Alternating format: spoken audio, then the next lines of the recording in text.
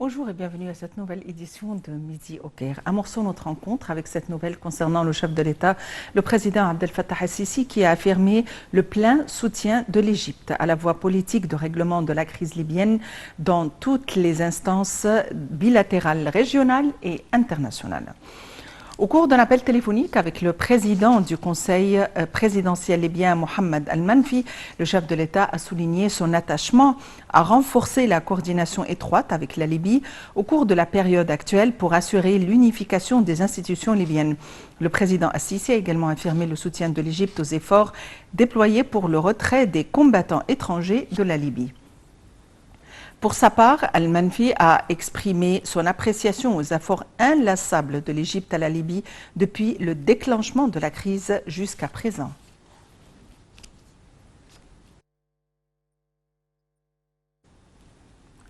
Sur un autre plan, le président Abdel Fattah el-Sisi a mis l'accent sur le principe de la responsabilité arabe conjointe pour faire face aux défis qu'affronte la région, surtout le phénomène du terrorisme et de la pensée extrémiste.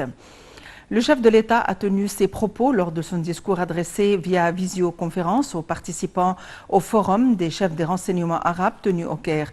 Le président Sisi a souligné l'importance d'adopter des rapprochements globaux lors du traitement des crises régionales, et ce, en se focalisant sur les efforts visant à mettre fin aux interventions étrangères dans les affaires des pays arabes. Le président a également souligné l'importance de respecter la décision et la volonté des peuples et la souveraineté de l'État national et de ses institutions, ce qui aidera à mettre un terme à l'exploitation des organisations terroristes, de ces crises et de ses répercussions.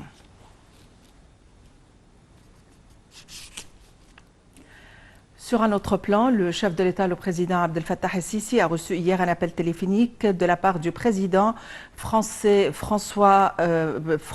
Emmanuel Macron.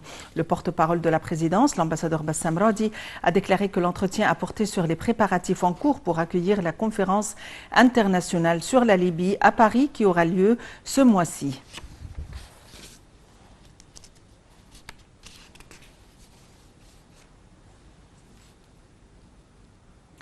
Le président Abdel Fattah el-Sisi a reçu hier au palais d'Al-Ittihadiyya au Caire le prince héritier jordanien, le prince Al-Hussein bin Abdallah. L'entretien a porté sur les moyens de renforcer les relations bilatérales dans les différents domaines ainsi que sur un nombre de dossiers régionaux et internationaux d'intérêt commun. Nous avons plus d'informations dans ce compte rendu de Nagla Zakaria et Sarah Al-Maghreb.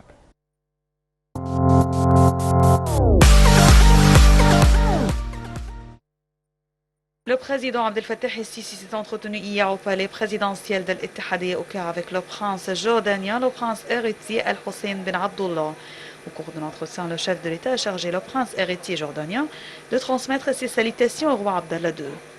Il a rendu hommage aux fortes relations historiques liant l'Égypte et la Jordanie et la convergence des vues entre les deux pays concernant les grands défis qu'affronte la région. Le prince Al-Hussein bin Abdullah a de son côté salué la direction et le peuple égyptien et rendant hommage au niveau de coopération qu'avaient atteint les deux pays concernant les différentes crises régionales. Il a rendu hommage au rôle axial que jouait l'Égypte en faveur des causes arabes, ainsi qu'à ses efforts en vue de renforcer la solidarité arabe. Le président el-Sisi et le prince héritier jordanien ont examiné lors de cette rencontre la coopération bilatérale, surtout dans les domaines touristiques, économiques et de l'échange commercial, ainsi que dans les domaines des petites et moyennes entreprises. El-Sisi et le prince héritier jordanien ont abordé aussi la lutte contre l'immigration clandestine et les idées extrémistes. Ils ont passé en revue l'expérience des deux pays dans le domaine de l'autonomisation de la femme et des jeunes et ont examiné les moyens d'échanger des expériences à cet égard. En ce qui concerne les derniers développements régionaux, le chef de l'État et le prince héritier jordanien ont en outre passé en revue les efforts déployés en vue de renforcer le cessez-le-feu dans la bande de Gaza et de reconstruire ce secteur. Les deux parties se sont mis d'accord sur la nécessité de relancer le processus de paix en vue de parvenir à une solution équitable et globale à la cause palestinienne, garantissant les droits légitimes du peuple palestinien, à savoir la fondation d'un État palestinien indépendant aux frontières de 1967, avec Jérusalem orientale comme capitale. Ils se sont accordés aussi sur l'importance de coordonner les efforts pour faire face aux crises qui secouent certains pays de la région.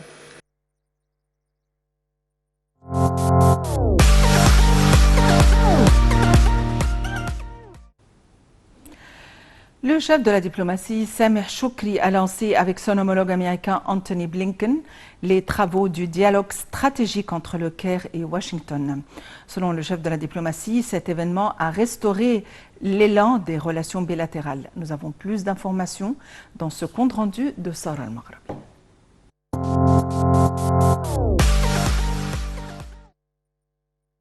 Le chef de la diplomatie, Sameh Choukri, a lancé avec son homologue américain Anthony Blinken les travaux du dialogue stratégique entre le Caire et Washington.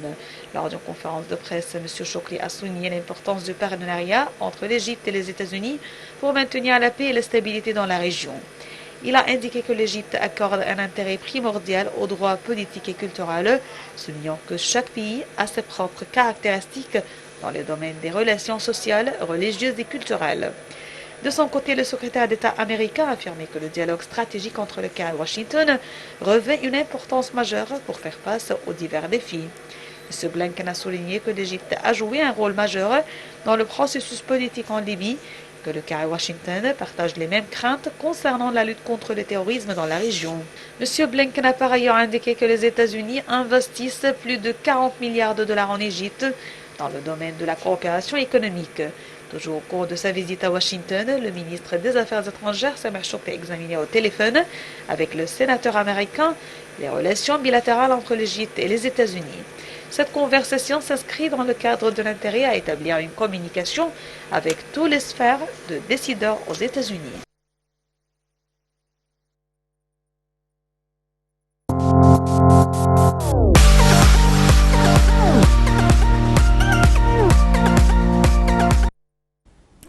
Et pour nous donner plus de précisions, nous avons le plaisir d'avoir en ligne Dr Passant Fahmi, experte en économie.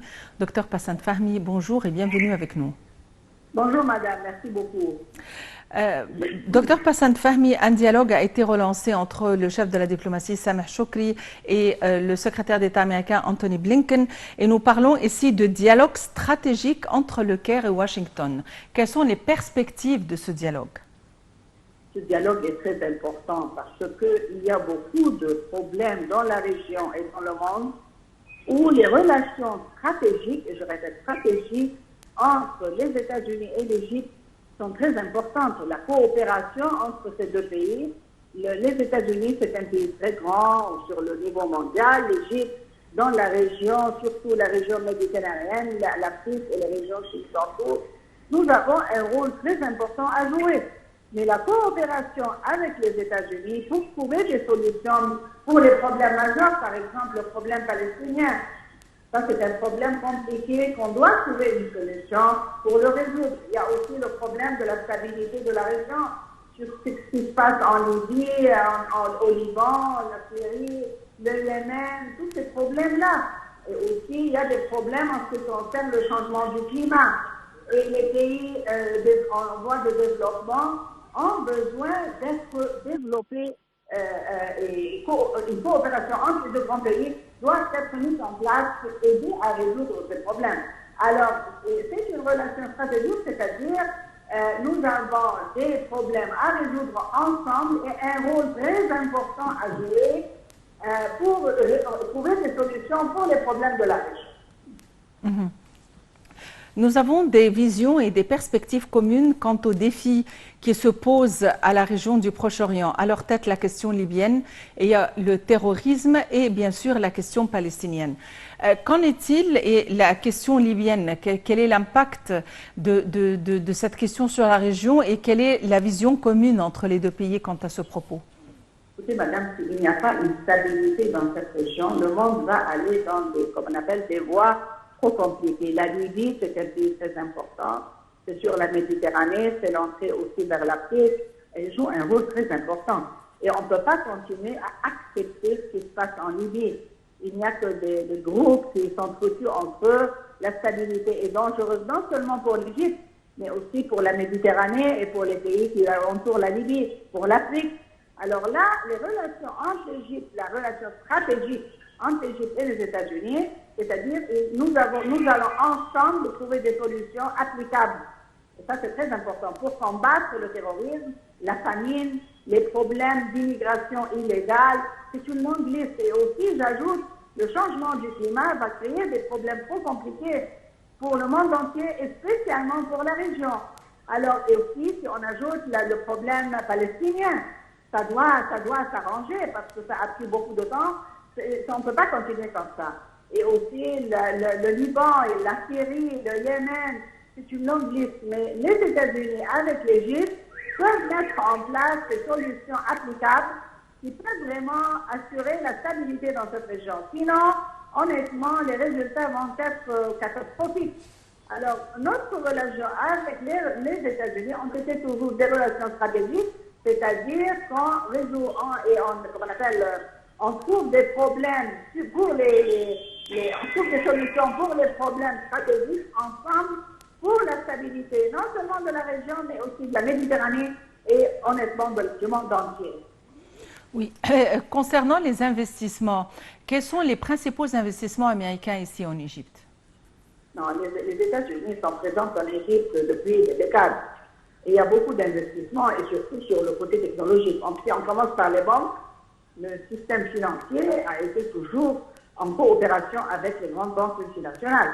Et ensuite, il y a beaucoup d'investissements américains en Égypte, aussi dans le domaine du tourisme, dans le domaine de l'industrie, comme on appelle, lourde. Alors, il y a une longue liste d'investissements américains, mais qui datent depuis des décades. Et je répète, ça peut continuer et ça peut aussi prendre l'Égypte comme une location principale pour offrir les services des grandes multinationales, des compagnies multinationales, pour toute la région, surtout la nouvelle capitale. C'est-à-dire pourquoi ils veulent des villes intelligentes. On a des villes intelligentes maintenant qui sont en train d'être construites et aussi une capitale. Mais ça peut attirer les compagnies américaines qui possèdent la technologie et qui veulent avoir, si vous voulez, un pied à terre dans la région, et ça sera l'Égypte, pour développer l'investissement en Afrique et dans la région de la Méditerranée. Alors oui, il y a une longue liste d'investissements, je ne veux pas mentionner les noms, mais que ce soit dans les automobiles, dans l'industrie lourde, dans les banques, aussi pour l'industrie de comme on appelle, alimentaire, agrobusiness, c'est une longue liste.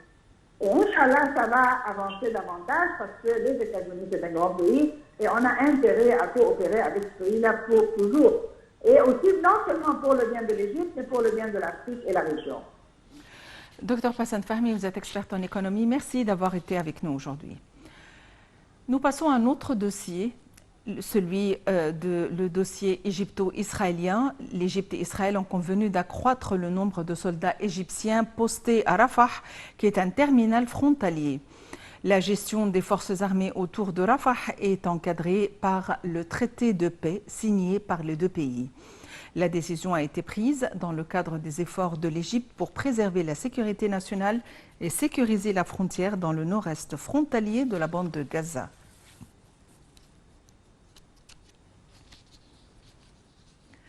La mission archéologique germano-égyptienne annonce de nouvelles découvertes dans la zone archéologique de Matariya. La mission a découvert des blocs de basalte qui représentent des parties des façades ouest et nord du temple du roi Nartenabo, dont le règne a duré entre 363 et jusqu'à 380 avant Jésus-Christ. Il faut dire que la zone archéologique de Matariya continue de dévoiler ses secrets. La mission a déjà trouvé dans cette zone des fragments de statues Nartenabo, alors que d'autres sont des blocs de calcaire sculptés. Avec cette nouvelle, nous parvenons au terme de notre édition quotidienne de Midi au Caire. Merci de l'avoir suivi et à la prochaine.